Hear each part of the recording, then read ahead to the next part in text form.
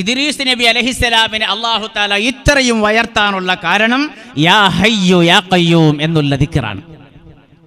അല്ലേ? ബഹുമാനപ്പെട്ട മലക്കുൽ മൗത്ത് അസ്റാഈൽ അലൈഹിസ്സലാം ബഹുമാനപ്പെട്ട ഇദ്രീസ് നബി അലൈഹിസ്സലാമിന്റെ വീട്ടിൽ 3 ദിവസം പാർത്തു. പക്ഷേ 2 ദിവസം അറിഞ്ഞില്ല ഇത് അസ്റാഈലാണെന്ന്. ഇദ്രീസ് നബിക്ക് മനസ്സിലായില്ല ഇത് അസ്റാഈൽ വന്നതാണെന്ന്. 3-ാമത്തെ ദിവസം ഇദ്രീസ് നബി അലൈഹിസ്സലാം മനസ്സിലാക്കി ഇത് ബഹുമാനപ്പെട്ട മലക്കുൽ മൗത്ത് അസ്റാഈൽ അലൈഹിസ്സലാമാണെന്ന്. ആ സമയത്ത് ഇദ്രീസ് നബി അലൈഹിസ്സലാം അസ്റാഈലിനോട് പറഞ്ഞു, എൻ്റെ ഒരു ചെറിയൊരു റിക്വസ്റ്റ്, എൻ്റെ മുറാദ് നിങ്ങൾ ഹാസിലാക്കി തരണം. എന്താണ് നബിയെ തങ്ങൾ പറ. അപ്പൊ ഇദ്രീസ് നബിനെ പോലെ അമ്പിയാക്കന്മാരെ കൂട്ടത്തിൽ ഇദ്രീസ് നബി അലൈഹിസ്സലാമിനെ പോലെ ഇബാദത്ത് എടുത്തൊരു മഹാനില്ല എന്നാണ് മഹാനായ അഷ്റഫുൽ വറ നബി സല്ലല്ലാഹു അലൈഹി വസല്ലമ തങ്ങൾ പഠിപ്പിച്ചത്. അപ്പൊ ഈ ഹദീസ് മുഖാന്തര ഇദ്രീസ് നബിന്റെ ഇബാദത്ത് മനസ്സിലാക്കാൻ വേണ്ടി ബഹുമാനപ്പെട്ട മലക്കുൽ മൗത്ത് അസ്റാഈൽ അലൈഹിസ്സലാം ബഹുമാനപ്പെട്ട ഇദ്രീസ് നബി അലൈഹിസ്സലാമിന്റെ വീട്ടിൽ 3 ദിവസം പാർത്തു. ആ 3 ദിവസം പാർത്തിട്ട് 3-ാമത്തെ ദിവസമാണ് ചെല്ലിയത്. എൻ്റെ ഒരു മുറാദ് ഒരപേക്ഷ നിങ്ങളതിനെന്താക്കി തരണം, ഒന്നിനെ ശരിയാക്കി തരണം. അപ്പോഴാണ് ഇദ്രീസ് നബി അലൈഹിസ്സലാം അസ്റാഈലിനോട് പറഞ്ഞത്, എൻ്റെ റൂഹ് ഒന്ന് പിടിക്കണം, എന്നെ റൂഹ് ഒന്ന് പിടിക്കണം. പിടിച്ചിട്ട് അപ്പോൾ എനിക്ക് ജീവൻ തിരിച്ചു തരണം, ഒർക്കൊക്കെ മാത്രം. അസ്റാഈൽ നബിയോട് പറയാ, ഒർക്കൻ്റെ റൂഹ് പിടിക്കണോ അപ്പനൊക്കെ തിരിച്ചു തരണം. കാലകാലം വർപ്പിച്ചതന്നെ നിങ്ങൾ ഒർക്കന്നെ എന്താക്കണം, മരിപ്പിക്കണം. അള്ളാഹുവിൻ്റെ വാർഡറുമായിട്ട് ബഹുമാനപ്പെട്ട അസ്റാഈൽ അലൈഹിസ്സലാം ഇദ്രീസ് നബി അലൈഹിസ്സലാമിൻ്റെ റൂഹ് പിടിച്ചിട്ട് കുറച്ച് സമയം തിരിച്ചു കൊടുത്തിട്ടാകുമ്പോൾ ചോദിച്ചു, എങ്ങനെയുണ്ടോ ഇദ്രീസ് നബിയെ മരണത്തിൻ്റെ വേദന? യോബോ അസ്റാഈലെ ചെല്ലിയത് പറഞ്ഞതുപോലെ എന്തല്ല, സുബ്ഹാനല്ലാഹ് ഭയങ്കര വേദനയാണ് അസ്റാഈൽ. ആയി റൂഹ് തിരിച്ചു കൊടുത്തു. ജന്നാമത് പറഞ്ഞു, അസ്റാഈലെ എന്നൊന്ന് ആകാശത്തിലേക്ക് ഉയർത്തണോ? പഠിച്ച ഇണും വേണം. അപ്പോൾ ആകാശത്തിലേക്ക് എന്താക്കി ഉയർത്തി. ആകാശത്തിലേക്ക് പോയി പറഞ്ഞു, എനിക്കൊന്ന് അല്പം നരകത്തിനെ കാണിക്കണം. ഇതെല്ലാം ഇദ്രീസ് നബിന്റെ ഹിക്മത്താണ്. അപ്പോൾ ഇദ്രീസ് ബഹുമാനപ്പെട്ട അസ്റാഈൽ അലൈഹിസ്സലാം നരകത്തെ കാക്കുന്ന മലക്കുകളോടൊന്ന് റിക്വസ്റ്റ് ചെയ്തിട്ട് ഒന്ന് കുറച്ച് കാണിക്കണം. അപ്പൊ കുറച്ച് മാത്രം കാണിച്ചതാണ്. കാണുമ്പോൾ ബഹുമാനപ്പെട്ട ഇദ്രീസ് അലൈഹിസ്സലാമുടെ ബോധക്ഷമായി വീണു, നരകത്തിനെ കണ്ടു. എന്നിട്ട് അവിടെ നിന്ന് എനിക്ക് ചോദിച്ചു, എങ്ങനുണ്ട് നരകം? സുബ്ഹാനല്ലാഹ്, പറഞ്ഞിട്ട് കാര്യമില്ല എന്ന് പറഞ്ഞു. എന്നിട്ട് പറഞ്ഞു, എനിക്കൊന്ന് സ്വർഗത്തിൽ പോകണം. മറിച്ചിട്ടായി നരകം കണ്ട് എനിക്കൊന്ന് സ്വർഗത്തിൽ പോകണം. ഇത് വല്ലാത്തൊരവസ്ഥയല്ലേ പാവാ.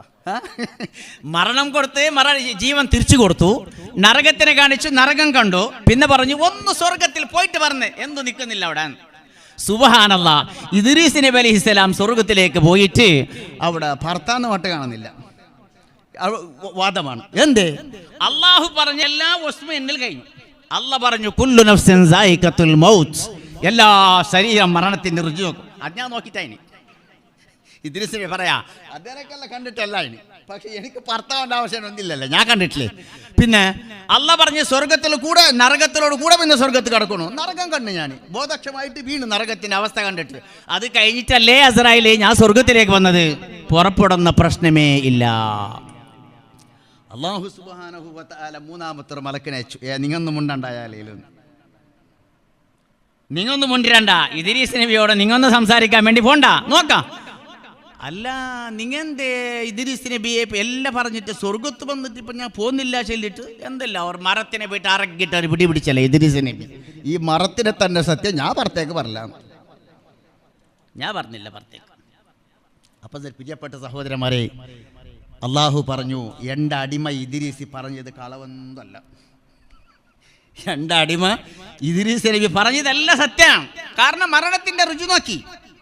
നിങ്ങൾ ഹയാത്ത് ഒറുക്കം മറിച്ചില്ലേ എൻ്റെ അടിമ, നിങ്ങൾ ജീവൻ തിരിച്ചു കൊടുത്തോ ഇല്ല, ആ പ്രശ്നമല്ല. എൻ്റെ അടിമ ഒറുക്കം മറിച്ചു, എന്നിട്ട് 2-ാമത് നരകത്തിനെ കാണിച്ചു. നരകം കണ്ടിട്ടാണ് എൻ്റെ അടിമ ഇദ്രീസ് സ്വർഗത്തിലേക്ക് വന്നത്. അപ്പം ജബർദസ്തിൽ പുറത്താക്കാൻ നിങ്ങളെ കൊണ്ട് കഴിയാല, അതിൻ്റെ ഹിക്മത്ത് വേറെ തന്നെ ഉണ്ട്. എന്നിട്ട് ഇദ്രീസ് നബി അലൈഹിസ്സലാം എന്താ ചെയ്തത്? ആവശ്യമില്ലപ്പോൾ സ്വർഗത്തിലേക്ക് പോവും, മലക്കുകളോട് കൂടെ ഇബാദത്ത് ചെയ്യും. പക്ഷേ അതേ ഇദ്രീസ് നബി അലൈഹിസ്സലാം ആവർത്തിച്ച് ആവർത്തിച്ച് ആവർത്തിച്ച് പറഞ്ഞ ദിക്ർ യാ ഹയ്യു യാ ഖയ്യൂം, യാ ഹയ്യു യാ ഖയ്യൂം, യാ ഹയ്യു യാ ഖയ്യൂം. അതാണ് താജുൽ ഉലമ നമുക്ക് വിരുദ് തന്നിട്ട് തിരിച്ചു പറയുമ്പോൾ ഇജാസത്ത് തന്ന ദിക്ർ അതേ യാ ഹയ്യു യാ ഖയ്യൂം. അപ്പോൾ മനസ്സിലാക്കണം, ഇത് കണ്ടിട്ടാകുമ്പോൾ അസൂയ എന്നുള്ളത് എല്ലാവർക്കും ഉണ്ടല്ലേ. അസൂയ ചെല്ലുന്ന സാധനം എല്ലാവരുടെ ഹൃദയത്തിലുണ്ട്. അസൂയ ഇല്ലാത്ത ആണക്കത് എന്താന്നില്ല, എന്തോന്നില്ല. അപ്പം ഇതെന്തായി, മലക്കുകൾ അള്ളാഹുവിനോട് ചോദിച്ചു, അല്ല പടച്ചവനെ, ഇത്ര കാലം ദുനിയാവിൻ്റെ ഒരു സുഖം അനുഭവിക്കാതെ കണ്ട് നിനക്ക് ആരാധിച്ച് ഇബാദത്തെടുത്തിട്ട് ഞങ്ങളവർക്ക് നീ സ്വർഗത്തിലയച്ചില്ലല്ലോ,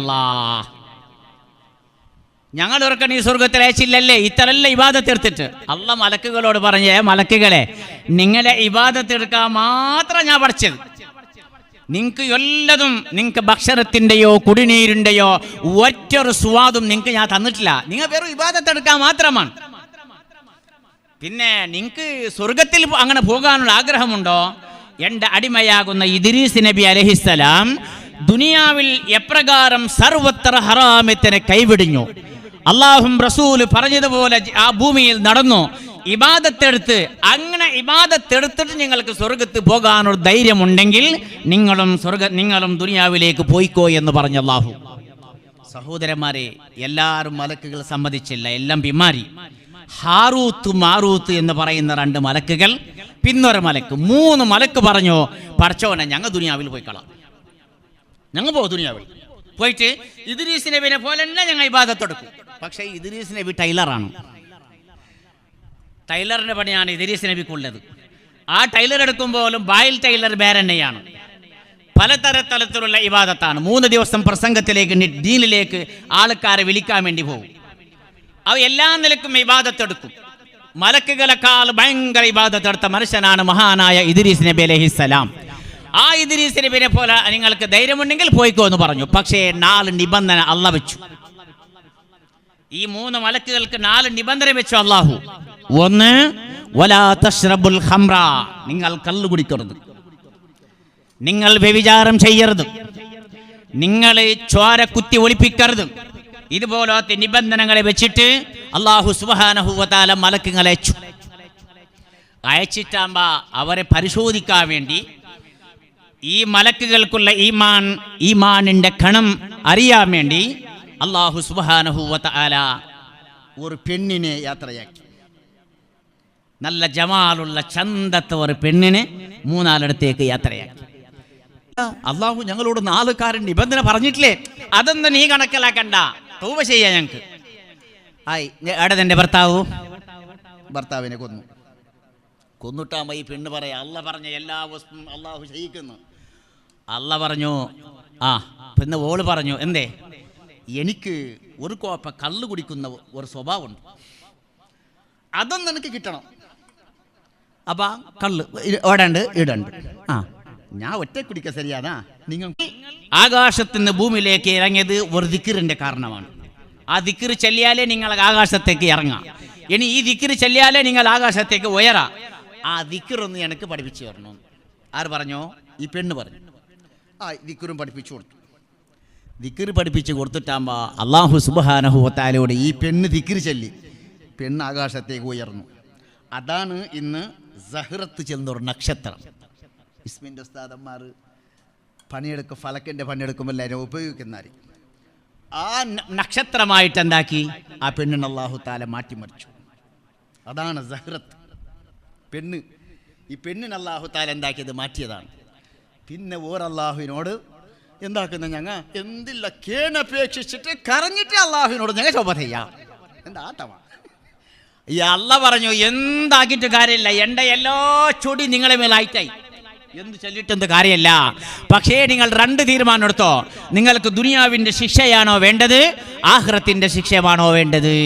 ആ സമയത്തോർ പറഞ്ഞു, പഠിച്ചോനെ, ആഖിറത്തിൻ്റെ ശിക്ഷ കാലകാലമാണ്, ഖാലിദീന ഫീഹാ അബദ. ആ ശിക്ഷ ഞങ്ങൾക്ക് വേണ്ട അല്ല, ഞങ്ങൾക്ക് ദുനിയാവിൻ്റെ ശിക്ഷ ആയിക്കൊള്ളുമെന്നുണ്ട്. അപ്പം ഞാൻ പറഞ്ഞു വന്നത്, യാ ഹയ്യു യാ ഖയ്യൂം എന്നുള്ള ദിക്റാണോ എൻ്റെ പ്രിയപ്പെട്ട സഹോദരന്മാരെ, എല്ലാത്തിനെയും രക്ഷപ്പെടുത്തുന്നത് ഞങ്ങൾ ഉസ്താദിൻ്റെ ഉസ്താദ്, ഞങ്ങളുടെ സ്വാലിഹീങ്ങളാകുന്ന എല്ലാ അമ്പിയാക്കന്മാർ, ഔലിയാക്കന്മാർ എല്ലാവരും അധികം എടുത്തിരുന്നവർ ദിക്റാണ് യാ ഹയ്യു യാ ഖയ്യൂം, യാ ഹയ്യു യാ ഖയ്യൂം, യാ ഹയ്യു യാ ഖയ്യൂം എന്നുള്ള ദിക്ർ. അതുകൊണ്ട് സഹോദരന്മാരെ, ആ ദിക്റോടുകൂടെ നാം എല്ലാവരും ആ ദിക്ർ ചൊല്ലിയാൽ അള്ളാഹു ഞങ്ങൾക്ക് ദുനിയാവിൻ്റെയും ആഖിറത്തിൻ്റെയും എല്ലാ കഷ്ടങ്ങളെയും അള്ളാഹു താല പരിഹരിച്ച് തരുന്നു. അള്ളാഹു സുബ്ഹാനഹു വ തആല അതിൻ്റെ തൗഫീക്ക് നൽകുമാറാകട്ടെ. അപ്പോൾ സഹോദരന്മാരെ, നമ്മളിപ്പോൾ ഈ മദരിമാർ എല്ലാവരും വന്നിട്ട് ആരുമില്ല, എല്ലാവരും എത്തിയിട്ടില്ല. ഈ മദരിമാരാകുന്ന എല്ലാവരും ഏനിയൂർക്കൾ ഇവിടെ കൂടേണ്ടതുണ്ട്. ഇൻഷാ അല്ലാഹ് ഞങ്ങളുടെ തങ്ങൾ ഉസ്താദിനെ വെച്ചിട്ട് ഒരു മദനി സംഘം അല്ല വേണപ്പോൾ ഒരു മദനിമാരെന്നല്ല, ഉസ്താദിൻ്റെ ശിഷ്യന്മാർ എല്ലാവരും ഒക്കെ കൂടണം.